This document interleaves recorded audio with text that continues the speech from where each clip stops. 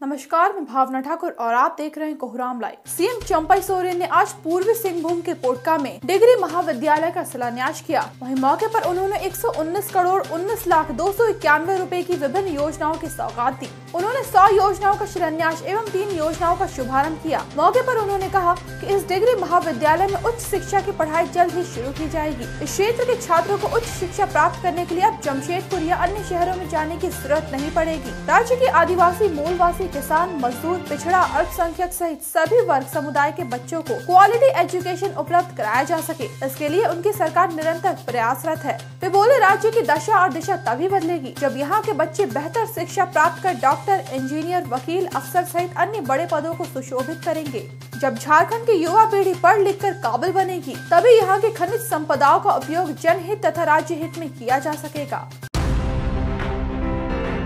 बिहार शिक्षक भर्ती के तीसरे चरण की परीक्षा से पहले पुलिस ने सॉल्वर गैंग के एक बड़े नेटवर्क का खुलासा किया है। इस गैंग के जरिए 300 से ज्यादा अभ्यर्थियों को परीक्षा में शामिल कराने की तैयारी थी। मिले क्लू के आधार पर पुलिस सभी अभ्यर्थियों को हिरासत में लेकर उनसे पूछताछ कर रही है। ये लोग हजारीबाग के बरही इलाके में एक होटल से पकड़े गए। पुलिस को सूचना मिली थी कि TI-3 के मद्देनजर पिछले एक सप्ताह से झारखंड के हजारीबाग में एक गैंग की मदद से परीक्षा के क्वेश्चन को सॉल्व कराया जा रहा है, जिसके बाद गठित स्पेशल टीम ने सभी 300 अभ्यर्थियों को हिरासत में ले लिया। फिलहाल इनसे होटल के अंदर ही पूछताछ चल रही है। इधर हजारीबाग पुलिस ने मीडिया को बताया कि झारखंड पुलिस ने बिहार पुलिस को सपोर्ट किया। अब बिहार पुलिस की टीम ही उनसे पूछताछ कर रही है। पूरा मामला प्रश्न पत्र लीक से जुड़ा हुआ है। अब यह जांच का विषय है कि जो प्रश्न पत्र छात्रों के पास से मिले हैं, वो प्रश्न क्या परीक्षा में आए हैं या नहीं। होटल के आसपास कड़ी सुरक्षा व्यवस्था की गई है। किसी भी बाहरी व्यक्ति की होटल में एंट्री रोक दी गई है। वहीं बिहार पुलिस की तरफ से फिलहाल इस संबंध में कोई जानकारी नहीं दी जा रही है।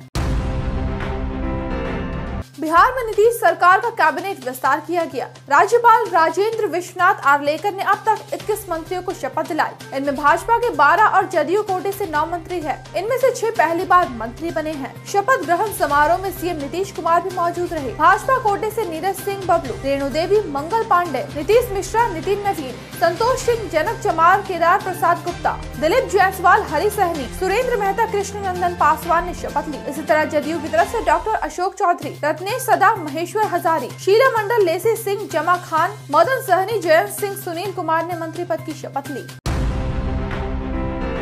तेलंगाना के पूर्व सीएम के चंद्रशेखर राव के विधायक बेटी के कविता ईडी के पंजे में है। दिल्ली शराब घोटाले के इल्जाम में ईडी ने शुक्रवार को BRS नेता कविता को अपनी हिरासत में ले लिया। उनके हैदराबाद स्थित घर पर छापेमारी की गई थी। इल्जाम है कि विधायक कविता ने ईडी के कई समन नजरअंदाज किए थे, जिसके बाद ये कार्रवाई की गई। कविता तेलंगाना में विधान परिषद की सदस्य है। मार्च 2023 में ईडी ने दिल्ली शराब घोटाले मामले में के कविता का नाम भी शामिल किया था। ईडी ने जाँच को लेकर कुछ डॉक्यूमेंट कोर्ट में पेश किए थे, जिसमें कविता का नाम भी था। गुरुग्राम से गिरफ्तार कारोबारी अमित अरोड़ा ने अपने बयान में कविता का नाम लिया था। इसके बाद ईडी ने हैदराबाद के व्यवसायी अरुण रामचंद्रन पिल्लई को कस्टडी में लिया। अरुण को के कविता का काफी करीबी माना जाता है। उन पर आप नेताओं को 100 करोड़ भुगतान कराने का इल्जाम है। शराब कारोबारी अमनदीप ढल को भी ईडी की न्यायिक हिरासत में भेजा गया था।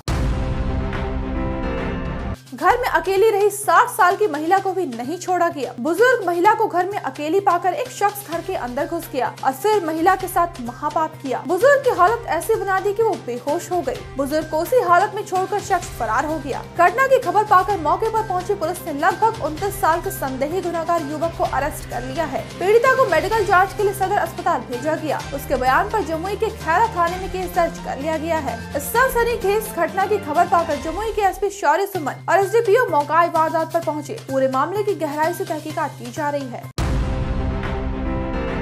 आगामी लोकसभा चुनाव को लेकर समाजवादी पार्टी ने शुक्रवार को अपने उम्मीदवारों की चौथी लिस्ट जारी कर दी। पार्टी ने 6 उम्मीदवारों का ऐलान किया है। सूची में सपा ने भदोही लोकसभा सीट ममता बनर्जी की पार्टी तृणमूल कांग्रेस के लिए छोड़ी है। सपा की पहली लोकसभा उम्मीदवारों की सूची 30 जनवरी को सामने आई थी। इसके बाद 19 फरवरी को दूसरी, 20 फरवरी को तीसरी और 15 मार्च को तीसरी सूची जारी की गई है। सपा ने अब तक यूपी की 80 लोकसभा सीट पर 37 उम्मीदवार घोषित कर दिए हैं।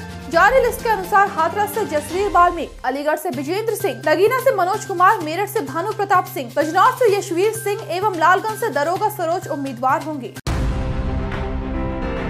देश के बहुचर्चित श्रद्धा वॉकर हत्याकांड के संदेही गुनाहगार आफ्ताब पूनावाला को दिन के उजाले में 8 घंटे के लिए एकांत कारावास से बाहर रखने का निर्देश दिया गया है। यह निर्देश दिल्ली हाई कोर्ट ने दिया है। पूनावाला द्वारा दायर बंदी प्रतिरक्षीकरण याचिका पर सुनवाई करते हुए कोर्ट ने यह आदेश पारित किया। वहीं कोर्ट ने कहा कि पूनावाला को खतरे की आशंका को देखते हुए उन्हें रात में वापस उनकी कोठरी में बंद कर दिया जाना चाहिए। तिहाड़ जेल में बंद आफ्ताब पूनावाला पर अपनी live in partner Shraddha walker की हत्या का इल्जाम लगा है। इल्जाम है कि श्रद्धा वॉकर का गला घोटकर उसे मार दिया गया था। वहीं उसके शरीर को 35 टुकड़ों में काट दिया, उसके बाद फ्रिज में रख दिया और बाद में अगले 18 दिनों में टुकड़ों को शहर के विभिन्न हिस्सों में फेंक दिया गया था। झारखंड के अधिकतर जिलों में आज बढ़िया धूप खिली हुई थी। इन दिनों तेज धूप की वजह से गर्मी का एहसास होने लगा है, लेकिन कल से राज्य में मौसम में बदलाव देखने को मिल सकते हैं। मौसम विभाग के पूर्वानुमान के मुताबिक कल यानी 16 मार्च से 18 मार्च के लिए बारिश का येलो अलर्ट जारी किया गया है। राज्य के कई हिस्सों में ठनका गिरने की भी संभावना है। वहीं इस दौरान हवा 30 से 40 किलोमीटर प्रति घंटे की रफ्तार से चल सकती है। 20 मार्च तक मौसम का यही हाल रह सकता है। इस दौरान अधिकतम तापमान 33 डिग्री और न्यूनतम तापमान 17 डिग्री तक रह सकता है। ऐसे ही दिन भर की बड़ी खबरों के लिए जुड़े रहिए कोहरामलाइव.com के साथ।